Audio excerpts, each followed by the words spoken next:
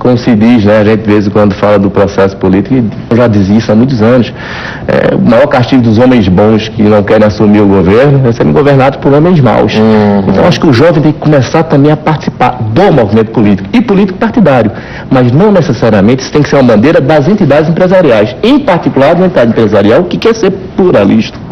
Ela tem que trazer ao seu seio essa pluralidade e daí sim trazer um bom substrato, mas fundamentalmente na área empresarial. A gente quer criar uma grande, ou pelo menos uma grande ideia de um país eficiente, de um país que vale a pena investir, de um país que a gente pode sonhar e também realizar esses sonhos. Vamos para o intervalo comercial e em instantes estaremos aqui de volta na sequência do Conversas Cruzadas na TV Com ao vivo, na noite desta sexta-feira. Até já!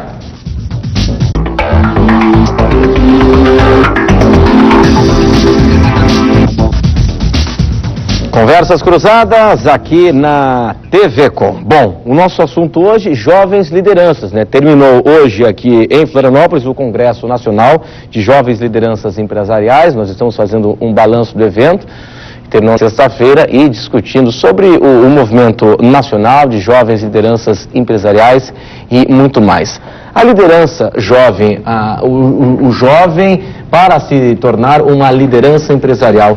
Isso vem de berço, isso é hereditário, o pai é empresário, eu vou ser assim também. Como é que isso acontece? Isso se forma, isso se transforma, isso se cria? Eu acho que o fenômeno cultural, Renato, é um fenômeno que não pode ser nunca negado, né? Obviamente tem pessoas e educações que fazem com que o indivíduo seja mais propenso a desenvolver algumas atividades. O empreendedorismo é uma delas, e a vocação de comunicação é outra, e é um pouco da maneira como vem sendo criado. Entretanto, eu acho que a Confederação ensina muito. O movimento de jovens empresários, ele ensina a gente, muitas vezes, ver pessoas que entram com uma cara no movimento e tem outra completamente diferente, né? Eu acho que eu mesmo na equipe que a gente trabalha hoje, tem pessoas que começaram há 1 ano e meio atrás, tinham um perfil, hoje...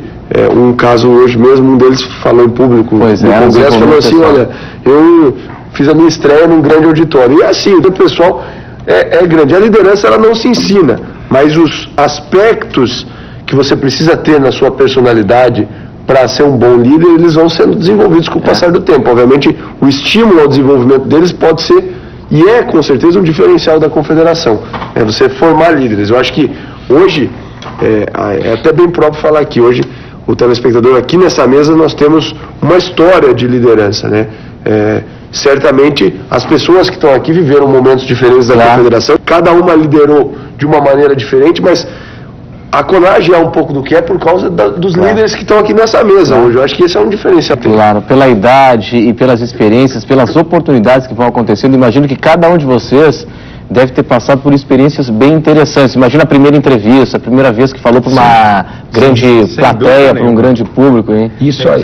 Vamos trazer alguns exemplos de vocês, acho que é interessante para ilustrar junto para o nosso telespectador. Sem dúvida nenhuma, se a gente fotografar, acho que o momento que você começa, tem a primeira reunião à frente do movimento ou a última, você está à frente do movimento, sem dúvida nenhuma é nítido o crescimento e o amadurecimento, não só de nós que tivemos à frente do movimento, o Dorni que está, mas de todos esses participantes. Você percebe numa reunião, claramente aquele integrante começa a participar, de repente ele tem vergonha, você percebe que ele tem vergonha de se colocar ou de fazer uma pergunta, e depois de um tempo ele já está lá comandando um auditório, e acho que a própria entidade, ela tem essa característica de fazer a pessoa aprender pela experiência dos outros.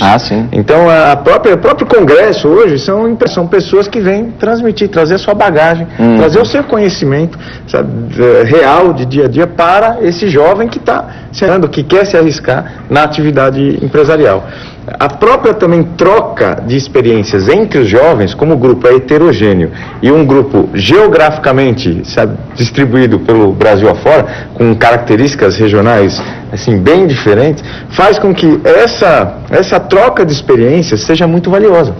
Não só em relação a ramos de atividade, mas a culturas. E tem um pouco daquelas de você ver que você pode.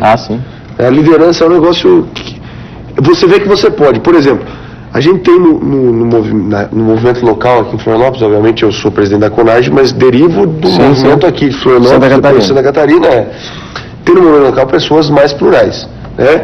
Na organização do congresso você tinha desde estudantes, né, em fase final de cursos de administração e tal, até empreendedores e empresários já desenvolvidos. E essas pessoas têm amigos, né? E esses amigos vendo que os seus colegas podem, que os seus colegas fizeram aquilo que né, todos elogiam, até a porta de entrada do movimento. Estimula. Quer dizer... Renato, uma coisa que é interessante, você desmistifica um pouco. Quando eram 5 só, e no início mesmo, você ia conversar com o governador de estado, prefeito, você achava que era um absurdo, né?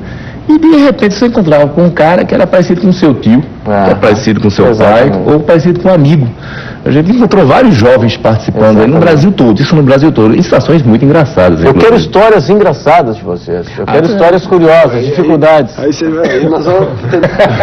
eu quero histórias engraçadas, fatos e momentos interessantes, curiosos, inusitados. Estratégico com uma pessoa só, é uma história engraçada que a gente tem, por exemplo, nós temos um movimento... às vezes o conceito de liderança não é exatamente o mesmo para algumas pessoas, né? Em alguns estados do Brasil, infelizmente, o paternalismo, o continuismo é um negócio que prospera, né? Então, o indivíduo vai lá, ele monta um movimento que é só ele, e a confederação tem um serviço que é fazer o planejamento estratégico no estado. Muito bem, ele chama o serviço da confederação, quando a confederação chega lá no estado, o indivíduo está esperando para a reunião de planejamento estratégico sozinho.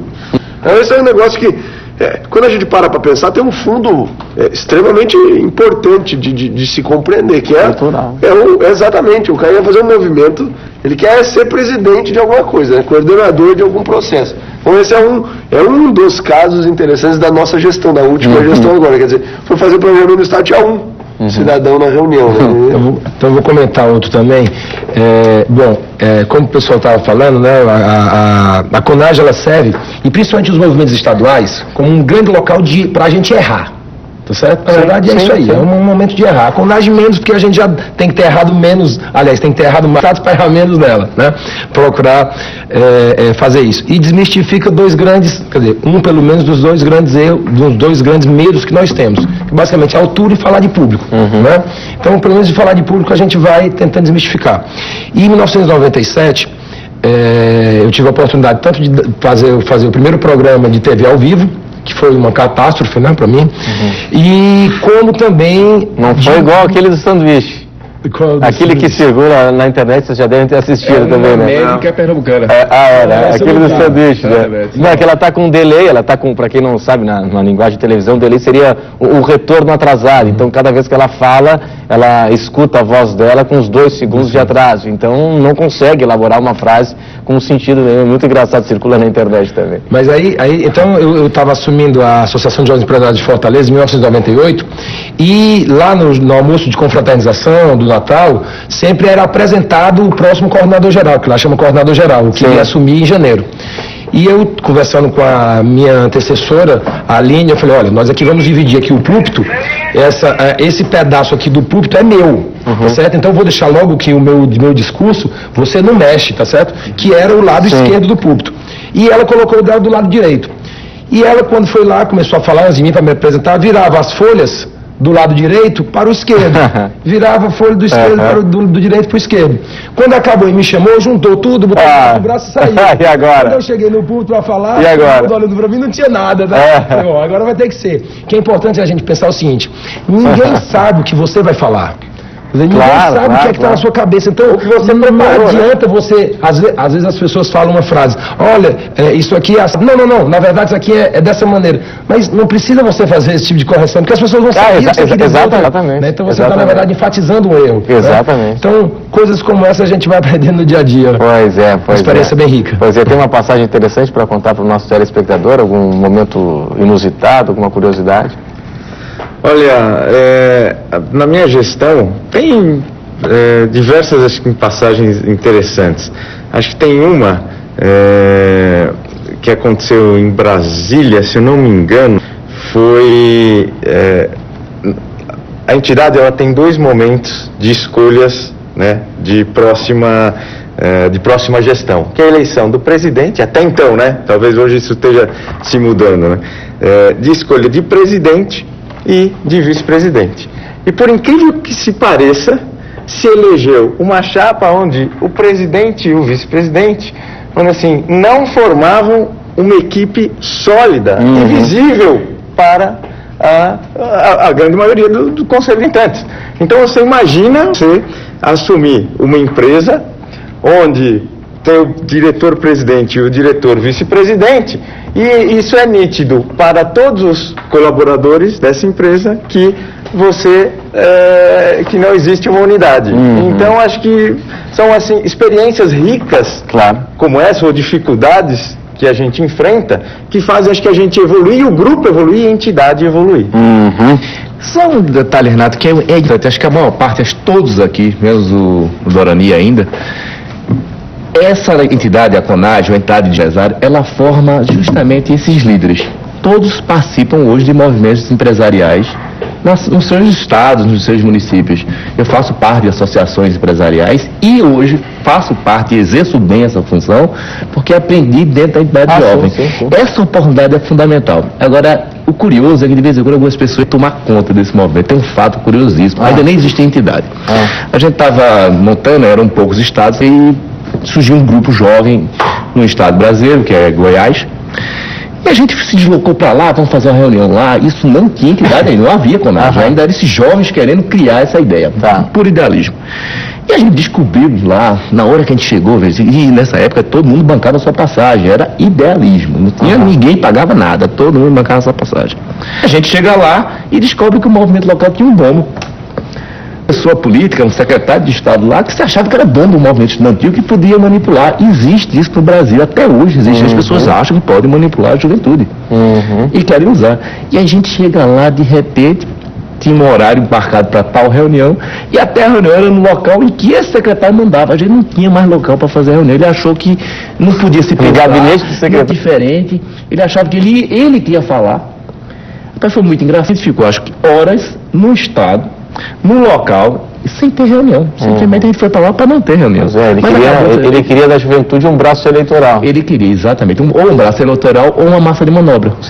Ele queria se identificar com o jovem, a situação. Os dois. Conversas cruzadas aqui na TV Com. Vamos para o intervalo comercial e em instantes estaremos aqui de volta. Até já.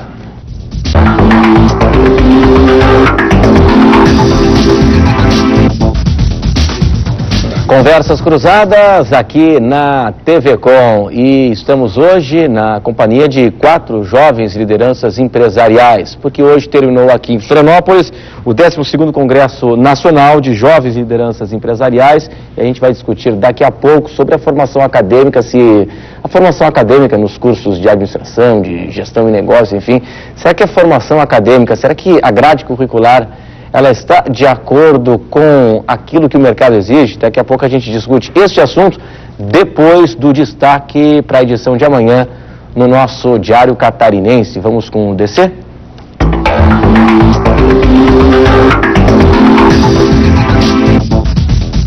Tá aí o destaque para a edição de amanhã, sábado, no Diário Catarinense. Sábado, dia 26 de agosto de 2006, trânsito mata 4 vezes mais homens. Então aquele ditado que diz que mulher no volante, perigo constante, é a maior bobagem de todos os tempos, né? As mulheres dirigem melhor do que nós, trânsito mata 4 vezes mais homens, está aqui estatisticamente provado. Chamas em Patrimonial, fogo queima parte da Catedral da Santíssima Trindade em São Petersburgo, puxa vida. Eleição ao governo, empresários cobram metas de candidatos. Operação Vampiro, Polícia Federal indicia ex-ministro do governo Lula. Humberto Costa é acusado de envolvimento na máfia dos vampiros, que fraudava licitações. O que mais por aqui? Polícia Rodoviária, patrulheiros são acusados de extorsão. Otacílio Costa, casal morre ao bater de frente em carreta na BR-470.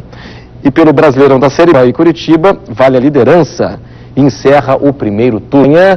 Bem cedinho em todas as bancas, o nosso Diário Catarinense. Tá falado? Então tá.